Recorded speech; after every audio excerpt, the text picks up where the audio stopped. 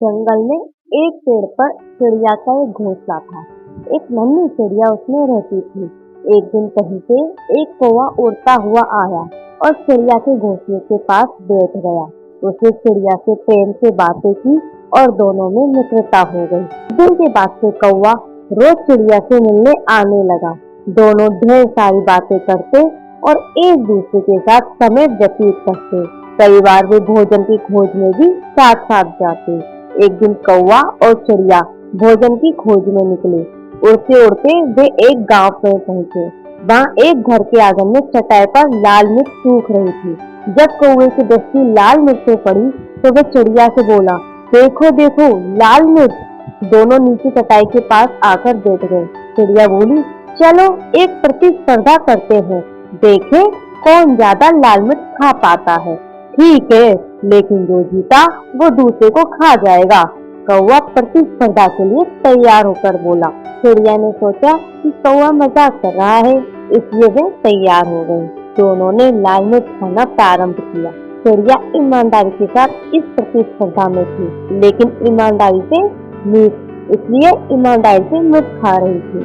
लेकिन कौवा चिड़िया से नजर बचाकर बेईमानी करने लगा। वे कुछ मिर्च तो खाता, लेकिन कुछ चटाई के नीचे छुपा देता। इस बेईमानी के कारण कौवा जीत गया। जीत की खुशी में वह चिल्लाया, मैं जीत गया, मैं जीत गया, अब मैं तुम्हें खा जाऊंगा। कौवे की बात सुनकर चिड़िया बहुत दुखी हुई। वह तो कौवे को अपना मित्र समझती थी, लेकिन कौवे ने अपना असली रंग दिखा दिया था। कौवा चिड़िया को खाने के लिए उतावला होने लगा। तभी चिड़िया बोली, ठीक है, तुम मुझे खा सकते हो, लेकिन मुझे खाने से पहले अपनी चोंच धो कर आओ। पता नहीं तुम क्या क्या खाते हो और तुम्हारी चोंच बहुत गंदी होती है। कौवा चिड़िया की बात मान गया और उड़कर नदी किनारे चला गया। जब उसने नदी से पानी मांगा तो नदी बोली, मैं तुम्हें पानी देने को तैयार हूँ, लेकिन पहले एक मटका लेकर आओ। उसमें जितना चाहे उतना पानी ले आना। कौवा उड़ता हुआ कुम्हार के पास गया और उससे मटका बनाने को कहा। कुम्हार बोला, मैं तुम्हारे लिए मटका बना दूंगा, लेकिन उसके लिए मुझे मिट्टी की आवश्यकता होगी। अभी मेरे पास मिट्टी नहीं है, मुझे थोड़ी मिट्टी ला कर दो। कौवा उड़ता हुआ खेत में पहुंचा और अपनी चोंच से मिट्टी खोदने लगा। तब धरती उससे बोली, पूरी दुनिया जानती है कि तुम कूड़ा और गंदगी खाते हो, इसलिए मैं तुम्हें अनुमति नहीं दूंगी।